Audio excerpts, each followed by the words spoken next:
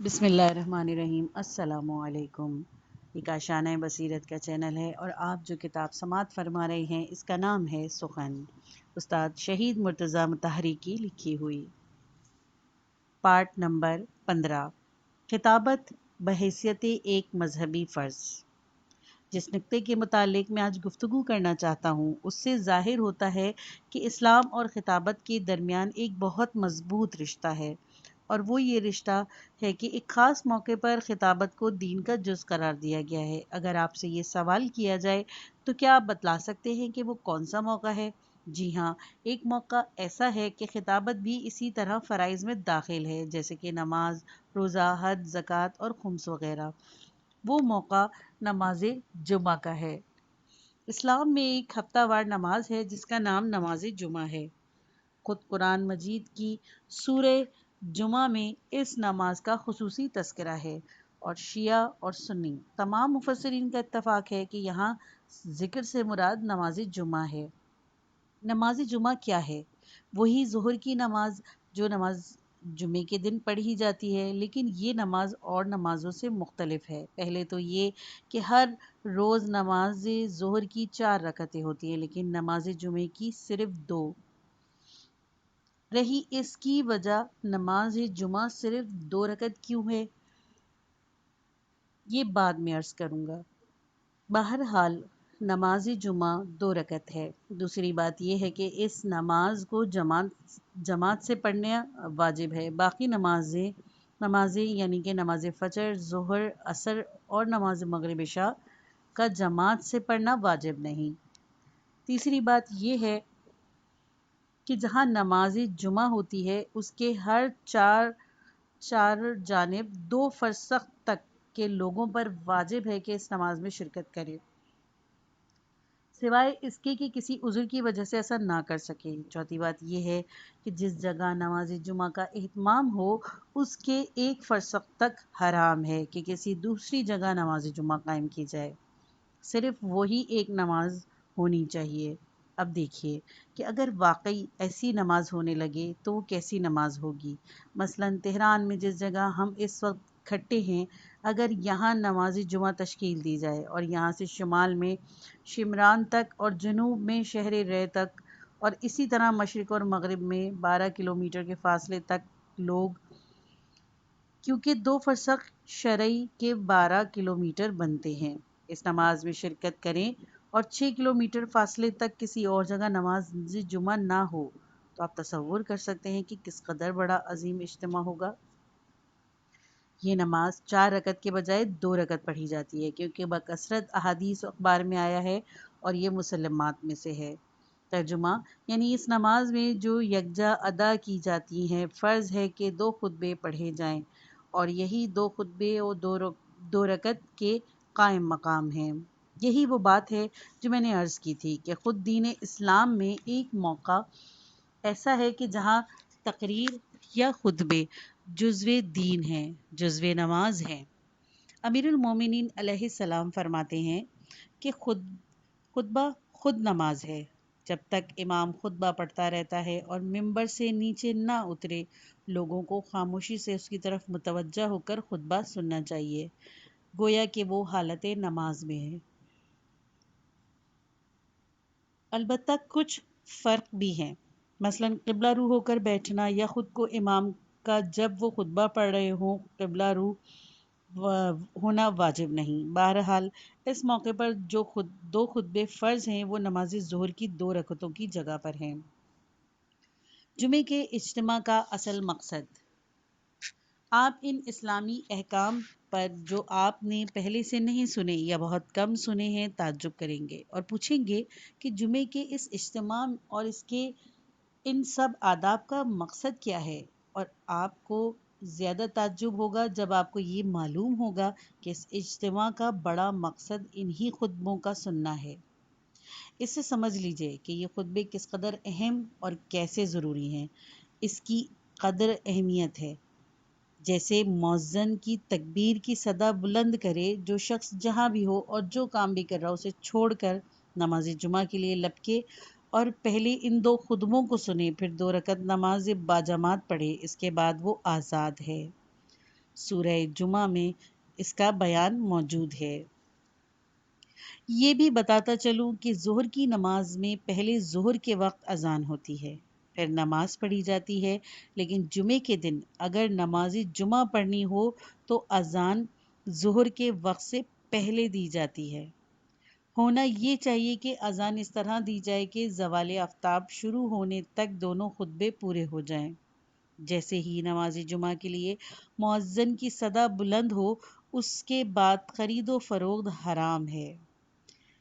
نص قرآنی ہے وَذِرُّ الْبَيْعَ، یہ اسلام کے مسلمات میں سے ہے۔ اس کے بارے میں شیعہ اور سنی کا کوئی اختلاف نہیں، اور اگر کہیں صحیح طریقے سے جمعے کی نماز ہوتی ہے اور اذان ہو جائے تو مثلاً اگر کوئی دکاندار ترازو کے پاس بیٹھا ہے یا کھڑا ہے اور گاہک مثلاً اس سے پنیر خرید رہا ہے اور وہ چھری لیے ہوئے پنیر کاٹ رہا ہے، تو جیسے ہی اللہ اکبر کی آواز بلند ہو، دکاندار گاہک دونوں پر واجب ہے کہ ہاتھ روک لے اور فوراً نماز کے لیے لپکے، یعنی دوڑو نماز کی طرف اور چھوڑ دو خرید و فروخت۔ اس وقت خرید و فروخت حرام ہے۔ لوگوں کے لیے ضروری ہے کہ فوراً جا کر خطبہ سنیں۔ جمعے کی نماز میں ایک نہیں 2 خطبے ہوتے ہیں۔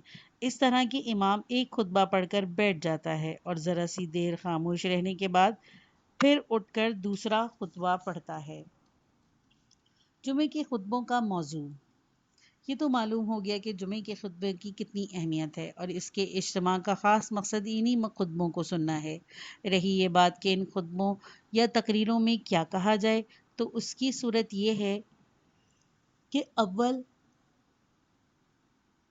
حمد و ثناء الہی، اس کے بعد خاتم الانبیاء صلی اللہ علیہ وآلہ وسلم اور ائمہ دین پر درود و سلام، پھر وعظ اور وہ ضروری مضامین جن کی تشریح میں بعد میں کروں گا، اور اس کے بعد قرآن کی ایک سورت کی تلاوت۔ یہ وہ مواد ہے جو اسلام نے تجویز کیا ہے۔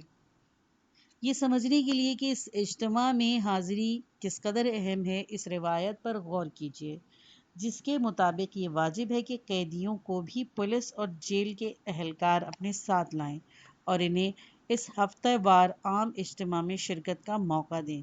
قیدیوں کو اپنے ساتھ حراست میں لائیں اور ان کی نگرانی میں ان کو رکھیں تاکہ انہیں فرار ہونے کا موقع نہ مل سکے، یعنی یہ ضروری ہے کہ قیدی کو جیل سے باہر لایا جائے تاکہ وہ نماز جمعہ جماعت کے ساتھ ادا کرے، خطبے سنے اور پھر واپس اپنی جگہ چلا جائے۔ امام جمعہ و جماعت کے لیے بھی کچھ آداب مقرر ہیں۔ ان میں سے ایک یہ ہے کہ سر پر عمامہ باندھے، مطلب یہ ہے کہ کوئی مختصر سی شال وغیرہ جس کے 2-3 پیج ہوں۔ سر پر رسول اکرم صلی اللہ علیہ وآلہ وسلم اللہ کے عمامے کی طرح لپیٹ لے۔ اللہ جناب حاجی رحیم ارباب اصفہانی کو زندہ و سلامت رکھے۔ شاید آپ میں سے بہت سے ان کو جانتے ہوں۔ وہ فقہ، اصول، فلسفہ اور قدیم ریاضیات کے بڑے علماء میں سے ہیں، اور وہ مرحوم جہانگیر خاں قشقائی کے شاگرد ہیں۔ مرحوم جہانگیر خان ہی کی طرح وہ بھی ابھی تک کھال کی ٹوپی اوڑھتے ہیں۔ باقی سب لحاظ سے ان کا لباس دیگر علماء ہی کی طرح ہے، وہی عبا و قبا، وہی حلیہ، صرف ٹوپی کھال کی اوڑھتے ہیں۔ وہ نماز جمعہ کے بڑے معتقد ہیں اور اصفہان میں خود نماز جمعہ پڑھاتے ہیں، لیکن لوگ چونکہ عموماً نماز جمعہ میں دلچسپی نہیں رکھتے، اس لیے جس شان سے ہونی چاہیے وہ نہیں ہوتی۔ وہ جب جمعے کی نماز کے لیے آتے ہیں تو ایک مختصر سا عمامہ یعنی 2-3 پیج کی ایک شال سر پر باندھ کر آتے ہیں۔ مجھے یاد ہے کہ جب میں فروردین یعنی 1339 میں اصفہان میں ان کی خدمت میں حاضر ہوا تو جمعے کی نماز کا تذکرہ آ گیا۔ فرمانے لگے، معلوم نہیں کہ شیعہ کب نماز جمعے کے ترک کا الزام اپنے اوپر سے دور کریں گے۔ سب اسلامی فرقے ہم پر اعتراض کرتے ہیں، ہمارا مذاق اڑاتے ہیں اور ہم نے جمعے کی نماز ترک کر رکھی ہے۔ وہ اس بات کی تمنا کرتے ہیں کہ کاش قم کی سب سے بڑی مسجد چند ملین تو مان خرچ کر کے شاندار طریقے سے نماز جمعہ ادا کی جائے۔ دوسری بات یہ ہے کہ امام کھڑے ہو کر خطبہ پڑھے۔ قرآن مجید میں ارشاد ہے، سورہ جمعہ کی آیت نمبر 11۔ ترجمہ: ان غیر تربیت یافتہ لوگوں میں ابھی تک جاہلانہ عادات اور رسوم باقی ہیں۔ جیسے ہی ان کی نظر مال تجارت پر پڑتی ہے یا ڈھول کی آواز ان کے کان میں آتی ہے، یہ آپ کو کھڑا ہوا چھوڑ کر ان چیزوں کے پیچھے چل پڑتے ہیں۔ اس آیت میں درج ذیل قصے کی طرف اشارہ ہے۔ ایک روز نبی کریم صلی اللہ علیہ وآلہ وسلم خود کھڑے ہوئے جمعے کا خطبہ دے رہے تھے کہ ڈھول کی آواز آئی، جو اس بات کی علامت تھی کہ سامان تجارت آ گیا ہے۔ لوگ اس ڈر سے کہ سامان ختم نہ ہو جائے، پیغمبر اکرم صلی اللہ علیہ وآلہ وسلم کو کھڑا ہوا چھوڑ کر چلے آئے۔ مقصد اس نکتے کی طرف اشارہ کرنا ہے کہ وَتَرَكُوكَ قَائِمًا، یعنی آپ کو کھڑا ہوا چھوڑ دیا۔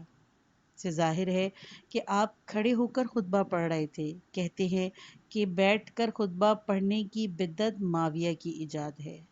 رہی یہ بات کہ جمعے کی نماز کا امام اور خطیب ایک ہی شخص ہونا چاہیے، یہ ایسا بھی ہو سکتا ہے کہ خطیب کوئی اور ہو، امام جماعت کوئی اور، تو یہ اختلافی مسئلہ ہے۔ اکثریت اس کی قائل ہے کہ خطیب اور امام جماعت ایک ہی ہونا چاہیے، بلکہ بعض کے نزدیک امام جمعہ کی اولین شرط یہی ہے کہ وہ خطبہ دینے کے قابل ہو۔ اکثر روایات میں اس بات کو امام یخطبو کے عنوان سے بیان کیا گیا ہے۔ اور ایک بات یہ ہے کہ جب امام خطبے کے لیے کھڑا ہو تو تلوار، نیزہ، عصا پر ٹیک لگائے اور اسی حالت میں خطبہ دے۔ جمعے کے خطبے کے بارے میں امام ہشتم کی روایات۔ جمعے کے خطبوں میں حمد و ثناء الہی، ذکر رسول اکرم صلی اللہ علیہ وآلہ وسلم، ائمہ اطہار علیہ السلام اور قرآن کی ایک سورت کی تلاوت کے علاوہ ضروری ہے کہ خطیب وعظ و نصیحت کرے اور جو باتیں مسلمانوں کے لیے ضروری ہوں ان کو بیان کرے۔ یہ معلوم کرنے کے لیے کہ جمعے کے خطبے میں کن مضامین کا بیان ضروری ہے، ہمیں ایک روایت سے ہدایت ملتی ہے۔ وسائل شیعہ جلد اول میں ان احادیث کے ضمن میں جو خطبہ جمعہ سے متعلق ہے، ایک حدیث علل شرع اور عیون الاخبار الرضا کے حوالے سے نقل ہوئی ہے۔ اس حدیث کو فضل بن شاذان نیشا پوری نے، جو ہمارے اکابر و ثقہ و رواتہ میں سے ہیں، امام علی رضا علیہ السلام سے روایت کیا ہے۔ اس میں ہے ترجمہ: جمعے کے دن خطبہ اس لیے مقرر کیا گیا ہے کہ جمعہ عام اجتماع کا دن ہے اور اس دن سب لوگوں کو اس اجتماع میں شرکت کرنی چاہیے۔ اللہ تعالیٰ نے یہ قاعدہ اس لیے مقرر کیا ہے تاکہ قوم کا امیر اپنے جماعت کے سامنے وعظ کہے، انہیں طاعت کی ترغیب دے اور گناہوں کے برے نتائج سے ڈرائے، اور ساتھ ہی انہیں آگاہ کر سکے کہ ان کے دینی اور دنیاوی مفاد کا تقاضا کیا ہے، اور انہیں بتلا سکے کہ در حقیقت ان کی بھلائی کس بات میں ہے۔ مزید یہ کہ دور دراز علاقوں میں مسلمانوں پر جو اچھی بری گزرے اس کی اطلاع دے سکے۔ جو واقعات عالم اسلام میں پیش آتے ہیں، کبھی تو وہ مسلمانوں کے لیے ایک طرح کی خوشخبری ہوتے ہیں۔ مثلاً اگر اسلام کا کوئی کامیابی اور ترقی حاصل ہوئی ہے تو اس صورت میں مناسب ہے کہ لوگوں کو آگاہ کیا جائے، اور کبھی عالم اسلام میں کوئی حادثہ پیش آ جاتا ہے تو اس صورت میں بھی ضروری ہے کہ مسلمان ایک دوسرے کے حال سے واقف ہوں۔ مثلاً انہیں معلوم ہو کہ اس ہفتے فلسطین یا دنیا کے کسی اور مقام پر کیا گزری ہے۔ رہی یہ بات کہ دو خطبے کیوں پڑھے جائیں، ایک ہی کیوں کافی نہیں ہے، اور آیا ان دو خطبوں میں کچھ فرق ہے، اس کے متعلق بھی ایک حدیث موجود ہے۔ ترجمہ: اس کی وجہ کہ دو خطبے کیوں فرض ہوئے یہ ہے کہ میں اللہ تعالیٰ کی حمد و ثنا اور تقدیس و تجمید بیان کی جائے، اور دوسرے میں لوگوں کی ضروریات کا تذکرہ کیا جائے اور ان کو واعظ و نصیحت کی جائے۔ لیکن جیسا کہ صاحب وسائل الشیعہ نے کہا ہے کہ اس کی ہمیشہ ضرورت نہیں ہوتی، میں نے آج یہ سب گفتگو خطبہ و منبر کی بحث میں یہ بتانے کے لیے کی کہ اسلام میں ایک حکم ایسا بھی ہے جس کی روح سے خطابت جزو دین قرار پائی ہے۔ رہی یہ بات کہ شیعوں میں اس کا رواج کیوں نہیں، یہ ایک الگ مسئلہ ہے۔ مجھے خود یقین نہیں آتا کہ اس بابرکت اور اہم نماز کی شرائط کو اس قدر سخت اور محدود کیوں سمجھا گیا کہ یہ عملاً منسوخ اور متروک ہو گئی۔ اسلام میں واعظ، مجھے ایک بات اور کہنی ہے اور یہ واعظ کا سوال ہے۔ واعظ اور خطابت میں کچھ فرق ہے۔ خطابت ایک ہنر ہے اور اس کا ایک فنی پہلو ہے۔ اس کے علاوہ خطابت کا مقصد جذبات اور احساسات کو کسی نہ کسی طرح برانگیختہ کرنا ہے، مگر وہ واعظ کا مقصد نفسانی خواہشات کو ٹھنڈا کرنا ہے اور اس کا نمایاں پہلو برائیوں سے روکنا اور تنبیہ کرنا ہے۔ اگر ہم یہ تسلیم کر لیں کہ خطابت کا مقصد متعلقاً قائل کرنا ہے تو پھر واعظ بھی خطابت ہی کی ایک قسم ہے۔ بہرحال واعظ کا لفظ وہاں استعمال کیا جاتا ہے جیسے ایسے فقرے استعمال کیے جاتے ہیں جن کا مقصد تنبیہ کرنا، روکنا اور بوقت ضرورت شہوت یا اور غصے کو ٹھنڈا کرنا ہو۔ راغب اصفہانی کہتے ہیں کہ واعظ کے معنی روکنا ہے، ڈرانے کے ساتھ یعنی انجام سے ڈرانا۔ پھر مشہور لغوی خلیل بن احمد کا قول نقل کرتا ہوں، یعنی واعظ کے نیک کاموں کی یاد دہانی ہے ایسے طریقے سے کہ دل نرم پڑ جائے، لہٰذا وہ واعظ وہ تقریر ہے جو رقت قلب پیدا کر دے، لوگوں کو ہوا پرستی، شہوت رانی، سود خوری، ریاکاری سے روکنا اور موت، قیامت اور دنیا و آخرت میں اعمال کے اچھے بڑے نتائج کی یاد دلانا واعظ ہے۔ اس کے برخلاف خطابت کی مختلف اقسام ہیں۔ کبھی اس کا مقصد جوش دلانا اور جنگ پر آمادہ کرنا ہوتا ہے، کبھی اس کا مقصد سیاسی ہوتا ہے، کبھی عدالت کو متاثر کرنا ہوتا ہے اور کبھی اس کا استعمال دینی اور اخلاقی مقاصد کے لیے ہوتا ہے، کبھی میدان جنگ میں سپاہیوں کو ہمت بڑھانے کے لیے، کبھی لوگوں کو ان کی سیاسی اور سماجی حقوق سے آگاہی کرنے کے لیے، کبھی رحم کے جذبات ابھارنے کے لیے، مثلاً وہ تقریریں جو وکیل عدالت میں مجرم کی سزا میں تخفیف کرانے یا رحم کی درخواست کے سلسلے میں کرتے ہیں۔ اس طرح کبھی اس کا مقصد دینی اور اخلاقی شعور بیدار کرنا ہوتا ہے۔ ہمارے یہاں خطابت سے زیادہ واعظ کا رواج ہے، حالانکہ جیسے کہ میں نے ابھی عرض کیا کہ خطابت کی بہت سی اقسام موجود ہیں۔ شاید اس کی وجہ یہ ہے کہ ہمارے یہاں واعظ کا زیادہ رواج ہے۔ ہماری مجالس زیادہ تر واعظ کا رنگ رکھتی ہیں اور نماز جمعہ جس کے خطبوں میں مختلف رنگ ہو سکتے ہیں تو ہمارے یہاں متروک ہیں۔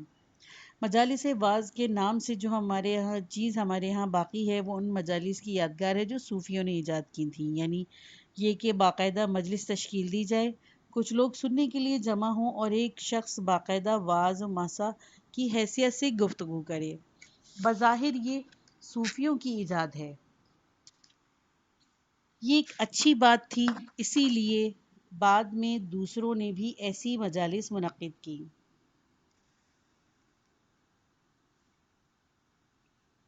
ہمارے یہاں صدیوں سے ایسی کتابیں موجود ہیں جو مجالس واعظ کے نام سے ترتیب دی گئی تھیں، جیسے مجالس سعدی اور مجالس رومی وغیرہ۔ یہ ایک اچھا کام تھا۔ بعد میں دوسروں نے بھی اس کی تقلید کی۔ شیعوں نے سید الشہداء کی عزاداری اور مرثیہ خوانی کی مجالس کو رواج دیا، یہ بھی بہت اچھا کام کیا۔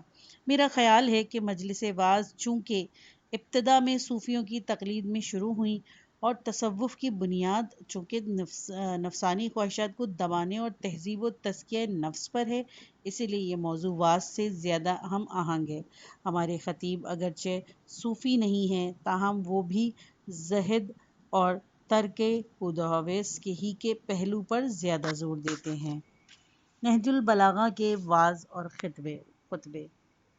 نہج البلاغہ میں جو امیر المومنین کے کچھ خطبات کا مجموعہ ہے، مختلف اقسام کے خطبے شامل ہیں، اس میں مؤثر واعظ بھی ہیں اور پرجوش خطبات بھی۔ مفتی اعظم مصر شیخ محمد عبدوہ نے نہج البلاغہ کی ایک مختصر شرح اور اس کا مقدمہ لکھا ہے۔